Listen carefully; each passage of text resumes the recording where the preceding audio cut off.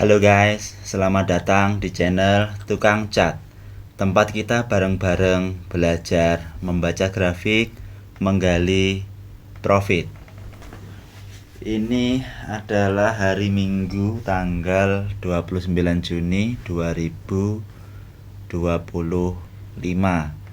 Pas saya buat video ini. Di video kali ini kita akan review analisa selama 1 minggu kemarin, dan kita akan melanjutkan pembahasan tentang engulfing dan pin bar, melanjutkan dari bagian support resisten dan supply and demand. Yang terakhir analisa kita di hari Jumat tanggal 27. Kita mendapatkan 2 entry area yang ternyata hit SL ya guys. Jadi yang dijemput stop lossnya. Padahal yang di atas ini sudah, ketika dia menyentuh demand ini, dia sudah ada reaksi ke atas, tapi di bawah keseret sampai stop loss 2 kali di 2 entry. Ya nggak apa-apa, namanya juga market, nggak ada yang tahu. Kita hanya bisa analisa mengikuti histori yang sudah ada. Oke, lalu sorenya sekitar jam 2 siang itu harga menembus di area low valid ini atau support yang kita analisa hari Kamis kalau nggak hari Rabu. Ini ditembus dan menandakan bahwa dia akan melanjutkan tren ke bawah. Dan satu lagi di time frame besar H4 ini juga sudah ditembus low validnya. Jadi menandakan gold ini akan turun lebih jauh dulu kemungkinan. Tetapi ini masih dalam internal struktur. Kalau struktur besarnya masih jauh, karena struktur besarnya itu ini. Aku tandai dulu. Struktur besarnya di sini.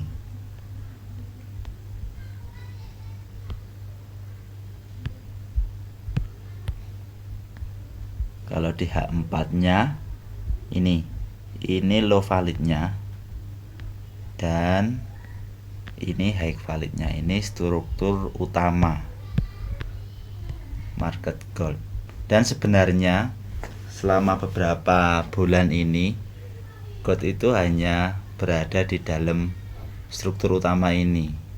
Tetapi di dalam struktur utama pun dia membentuk struktur-struktur eksternal, mulai dari time frame H4 sampai M15.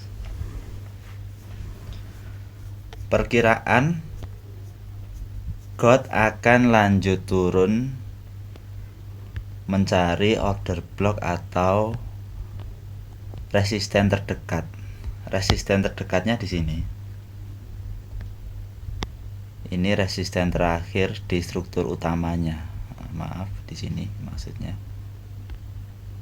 Yang pucuknya ini. Nah, perkiraan gold nanti akan turun sampai 3167 di harga itu. Dan bisa kita ukur di H4 belum ada low valid, tapi sudah change of karakter. Coba kita tarik Fibonacci, mungkin ada tanda sampai level berapa dia turunnya. Ya pas, bener di area ini, area 161 ini satu level dengan area Fibonacci, maksudnya area resisten di H4-nya. Kemungkinan akan sampai minimal di harga 3196 ini, kemungkinan, atau mungkin akan lebih jauh juga enggak ngerti. Yang jelas kalau nanti masuk area sini dia pasti mantul ke atas dulu. Karena kita hanya intraday dan scalpingan, penurunan jauh atau kenaikan jauh pun enggak ngaruh, kecuali bagi yang swing yang mengejar 1000 sampai 2000 pip. Oke. Karena kemarin kita kena hit SL2 order 2 entry point, dan seperti yang aku bilang kemarin, ketika dia break gini di time frame yang kecil, kalau ada signal untuk turun maka kita siap entry untuk sell. Kemarin kalau nggak salah di M30 ada tanda-tanda penurunan ini. Jadi ketika sudah break kena stop loss 2 kali, dia retest ke atas. Nah, retest ke atas ini pasti dia mencari support terdekat. Support terdekatnya ya ini, low-nya M15 dan M30 ini. Jadi dia naik sebentar, dia ada konfirmasi rejection ke sini.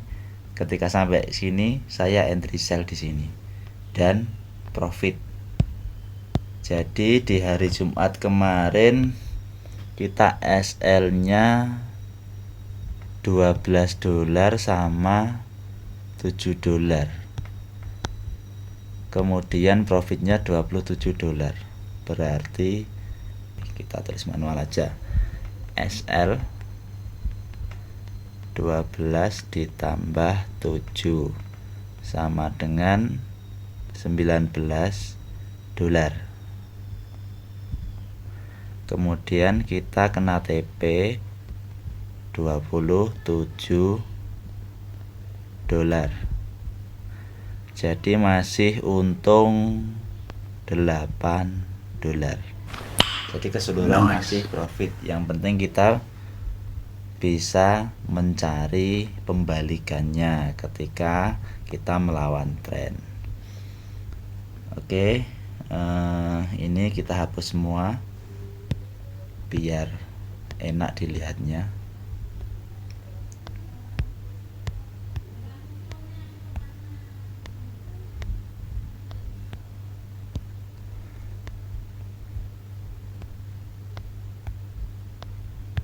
Kemudian saya akan melanjutkan pembahasan yang ini, video pertama di channel YouTube ini. Panduan dasar, support resisten, supply and demand, dan candlestick pattern. Nah, kemarin kita sudah bahas support resisten, terus cara gambar supply and demand. Yang terakhir jenis candlestick pattern. Di sini kita akan bahas engulfing, ada bullish engulfing dan bearish engulfing. Ciri-cirinya kalau bullish engulfing itu candle bullish menelan candle bearish sebelumnya. Jadi candle bearish ini dimakan sama candle bullish setelahnya.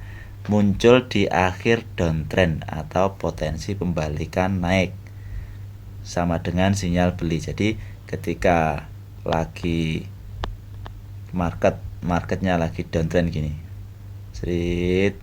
kemudian ada pembalikan gini. Nah, biasanya di sini ada konfirmasi bullish engulfing.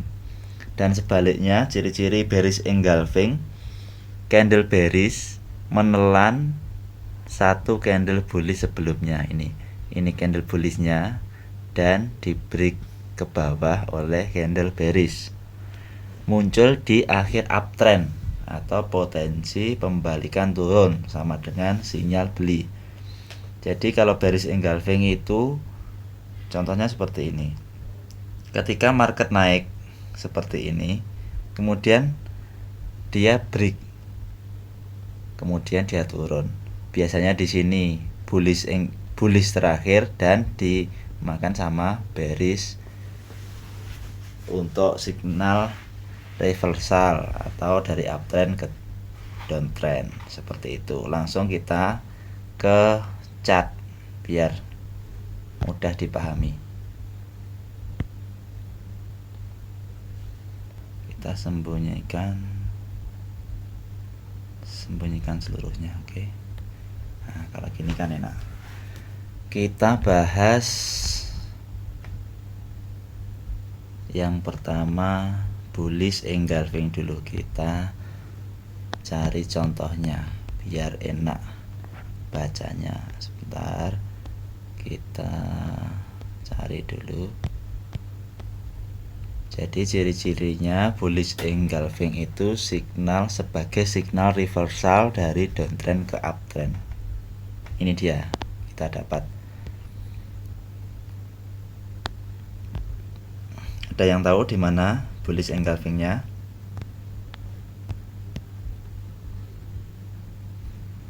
Oke, kita gambar sama-sama.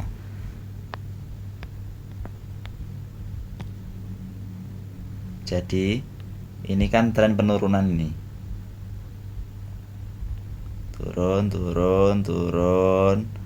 Kemudian dia mulai naik dan bullish engulfingnya di sini sebagai signal untuk reversal.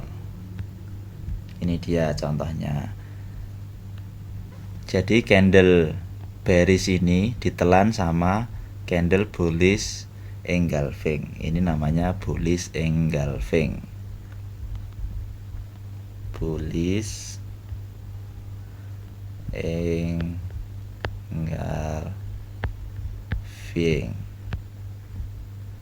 gitu. Kemudian yang kedua bearish engulfing sebagai signal reversal untuk downtrend dari uptrend ke downtrend. Ini ada enggak? Kita cari contohnya dari uptrend ke downtrend. Mungkin ini. Ya, ini dia.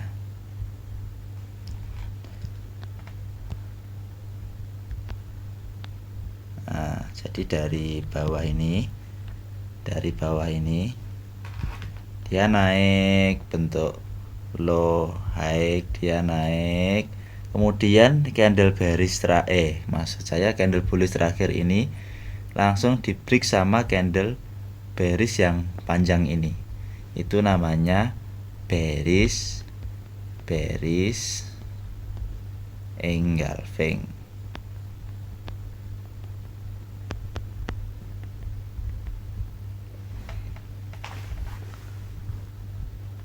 Lalu bagaimana cara penggunaannya? Kalau yang bullish engulfing tadi, mana tadi?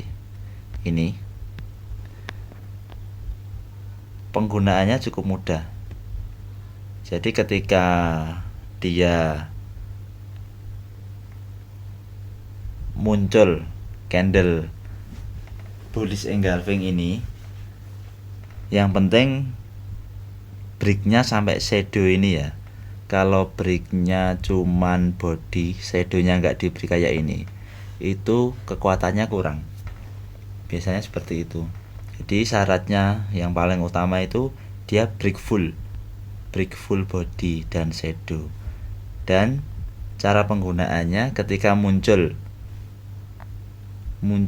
bullish engulfing ini, kita tunggu dia retest sampai ini. Ini namanya initial break. Jadi sampai yang di break lalu kita siap-siap beli di sini. Dan stop lossnya tentunya di bawahnya shadow yang paling akhir. Tinggal nanti dihitung saja risk reward rasionya sesuai modal yang dipunyai masing-masing. Kemudian kalau contoh bearish engulfing, kebalikannya. Jadi ketika muncul bearish panjang setelah menelan candle bullish ini, kita langsung saja sell di area biasanya itu 50% dari panjangnya candle ini. Kita sudah bisa entry sell. Nah, ternyata dia turun setelah ini. Turunnya lumayan jauh dan SL-nya pun di sini. Itu cara penggunaan bearish dan bullish engulfing. Tetapi kalau di struktur market, bullish engulfing dan bearish engulfing itu sebagai konfirmasi saja. Jadi tidak untuk setup entry. Walaupun itu bisa juga. Contohnya ketika kita kecilkan time frame-nya di M15 saja biar lebih banyak strukturnya.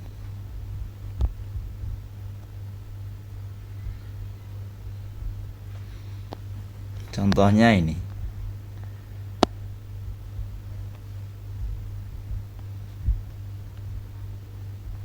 Di sini muncul supply, ya kan? Lalu market setelah supply ini kan dia turun dulu. Kemudian dia retest ke atas. Nah, di sini dia muncul 2 kali bearish engulfing. Disinilah kita baru sell, itu sebagai konfirmasi. Kalau bullish engulfing berarti ada di bawah. Ketika ada demand muncul bullish engulfing, kita berarti ada konfirmasi beli. Contohnya ini demand, kemudian di sini muncul bullish engulfing.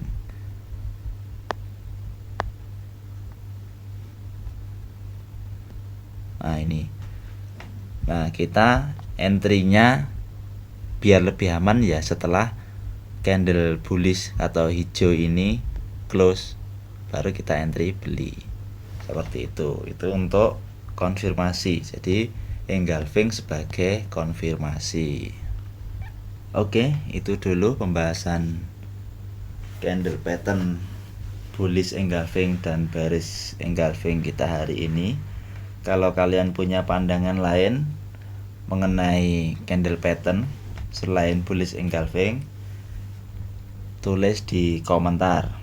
Ingat, trader sukses bukan yang jago teknik saja, tapi juga siap dari segi mental, manajemen, dan disiplin. Sampai ketemu di video selanjutnya. Tukang cat, membaca grafik, menggali profit.